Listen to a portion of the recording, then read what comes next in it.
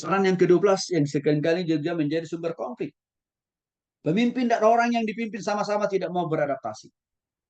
Adaptasi itu adalah proses untuk saling memahami dan mengerti atau saling menyesuaikan diri dengan lingkungan, suasana, tempat ibadah, tempat pelayanan atau tempat pekerjaan yang baru.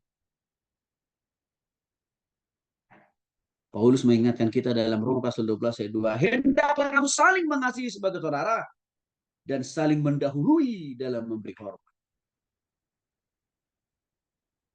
Bapak Ibu, seringkali kita itu mempertahankan posisi masing-masing dan kita jadikan posisi itu menjadi Tuhan. Dan bahkan kita nggak mau sedikit pun meninggalkan posisi itu karena kita anggap posisi itu segala-galanya buat kita. Apa yang terjadi? Ya di gereja pun akan muncul masalah lah. Tentu kasus saja di kalangan para hamba Tuhan. Apalagi kalau yang menganut paham denominasi sinodal, di mana pendeta itu kan harus siap dicopot atau dimutasi ke tempat lain. Ini sering terjadi. Di awal, udah gue surat pernyataan, saya akan komitmen menjadi hamba Tuhan di gereja ini, dan siap dipindah setiap waktu, kapan, dan dimanapun. Tapi apa yang terjadi? Banyak oknum hamba Tuhan tidak mau taat apa yang sudah ditandatangani. Sudah lewat periodenya, dia harus dipindah. Nggak mau pindah, ngotot sampai memperjuangkan posisinya berdarah-darah di tempat itu. Dia recokinlah jemaat, adu domba jemaat dengan apa? Pimpinan pusat. Itu di dunia pelayanan. Karena tidak mampu menyesuaikan diri dengan aturan yang ada di gereja itu. Ya kita perlu tahu lah Bapak Ibu. Waktu kita melayani di sebuah gereja, kita harus tahu aturan mainnya dari awal. Dan kita harus paham dan kita harus taati kok. Tapi persoalannya seringkali ada oknum hamba Tuhan nggak mau taat, mau yang saya enak nih. Nah ini pernah saya hadapi Bapak. Belum lama kok. Dia adu domba jemaat. Sebagian jemaat itu dipengaruhi untuk mendukung dia supaya tak bertahan dan bercokol di gereja itu sampai Tuhan Yesus datang. Bahkan jemaat itu disuruh melawan pimpinan yang paling tertinggi. Itu sampai kasusnya ke kantor polisi Bapak Ibu.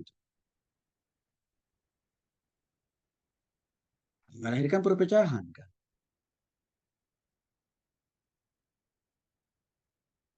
Nah, jadi harusnya ya kalau dia nggak siap dengan aturan di dalam sebuah organisasi, dalam sebuah pelayanan, di dalam sebuah usaha, ya udah buat aja usaha sendiri. Buat aja pelayanan sendiri gampang. Jangan merecokin, jangan merusak usaha bisnis pelayanan yang sudah dibangun orang berpuluh-puluh tahun kan gitu. Ya, jadi kalau kita bekerja di dalam dunia usaha sama Bapak Ibu. Kita harus bisa beradaptasi dengan aturan main yang ada di perusahaan itu. Jangan suka-sukanya kita, jangan mau-maunya kita. Kecuali misalkan kita disuruh berdosa ya, atau korupsi, ya jangan ikut-ikutan lah.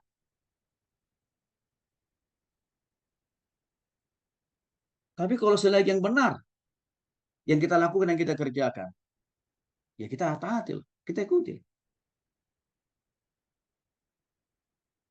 Nah, konflik yang ke-13, yang juga ini subur terjadi dalam dunia pelayanan, juga dalam dunia pekerjaan, usaha, dan bisnis adalah konflik vertikal, atau istilah lainnya konflik struktural. Artinya di sini adalah posisi spesialisasi atau bagian-bagian dari setiap pekerjaan di dalam sebuah usaha, bisnis, atau juga dalam pelayanan. Contoh konkretnya saja, ya ada manajer keuangan, ada manajer pemasaran, ada manajer SDM, ada manajer produk, kan kira-kira begitu. Kalau di dalam dunia usaha, kalau dalam dunia pelayanan apa? Ya ada, ya direkturnya taruhlah Pak Pendetanya kan gitu ya. Nah ada komisi koordinator bidang persekutuannya, koordinator bidang ibadah, koordinator bidang pemerintahan, koordinator bidang apa namanya di sini pemerhati dan lain sebagainya. Nah, dengan adanya bagian-bagian itu kan gitu ya, itu kan bisa menimbulkan konflik. Apalagi kalau tidak ada sinkronisasi, tidak ada garis komando, tidak ada job description yang jelas. Ah, itu bisa subur tuh konflik tuh. Artinya di dalam organisasi yang sama, di perusahaan yang sama, iya, tapi bisa konflik itu terjadi. Tentu karena komunikasi yang kurang dan juga pembagian tugas, bahkan relasi tugas antara setiap divisi itu tidak pernah disampaikan, dijelaskan dari awal. Sehingga muncul konflik yang menyebabkan percekcokan. Nah, kalau ini terus yang terpelihara, apa yang terjadi? Nggak produktif kita bekerja. Dalam hal lain juga nggak produktif. Bahkan kita sering hanya sibuk nanti menjelek-jelekan orang lain, divisi lain, bidang lain. Ya, maka pemimpin dalam hal ini harus punya tugas tanggung jawab yang amat dan sangat besar. Untuk apa? Yang pertama, lakukan sosialisasi secara merata kepada setiap bagian-bagian tadi. Apa pekerjaan mereka, apa program kerja mereka, apa target bersama, apa tujuan bersama. Ada yang menarik. Baru sejak Presiden Prabowo, para menteri di ospek. Sebelum-sebelumnya kan tidak pernah terjadi itu. Ya, dengan Prabowo membawa para menteri dan kepala dan wamen ya, dan juga kepala lembaga itu ke kampus Taruna Magelang di sana. Soalnya tujuannya dia mau meminimalisir konflik struktural di antara pejabat-pejabat itu. Karena para pejabat-pejabat Indonesia ini cenderungnya kalau sudah dikasih posisi langsung dia menjadikan dirinya menjadi raja satu-satunya di tempat itu. Ya, maka yang berlaku di sana apa? Aturan dia sendiri. Maka pola pikir itu sulit di negeri ini bekerja sama antara satu departemen dengan departemen yang lain. Itu sebenarnya Presiden Prabowo udah paham itu. Makanya dulu Jokowi itu selalu mengatakan, ya jangan kita ini egois secara sektoral. Nah itu makanya tujuannya Prabowo bawa para menteri dan wamennya dan pejabat yang lain itu ke Magelang sebenarnya. Dia mau menanamkan dari awal, kita itu punya tujuan ini loh. Visi saya itu ini loh. Misi saya itu ini loh. Program kerja saya ini loh. Makanya kan mulai ngancam-ngancam dia. Siapa yang tidak mendukung program kerja saya, pokoknya keluar aja. Itu nggak salah. Karena pemimpin harus begitu. Untuk meminimalisir konflik-konflik yang berpotensi terjadi di kemudian hari. Nah, di dalam dunia usaha bisnis memang ini kadang-kadang sudah biasa dilakukan.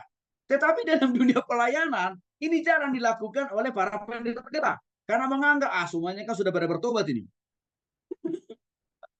Semuanya kan sudah diberi Roh Kudus ini. Padahal Pak Pendeta nggak tahu, pertobatannya belum jelas. Roh Kudusnya pun juga masih macam-macam. Jadi seorang pendeta harus juga menjadi seorang organisatoris yang baik. Harus bisa memimpin juga secara organisasi, bukan hanya secara rohani. Itu makanya sebenarnya kita di kampus kita ini kan ada banyak mata kuliah tentang kepemimpinan. Kami jelaskan kepada Bapak Ibu. Itu yang lahir dari pengalaman saya. Menemukan banyak hamba Tuhan tidak mampu memimpin secara organisatoris. Yang menyebabkan apa? Muncul konflik struktural di dalam organisasi gereja yang mereka pimpin dan tidak mampu menyelesaikan konflik itu. Makanya kita perlu banyak ditolong tentang pola-pola jenis-jenis kepemimpinan. Nanti akan saya singgung.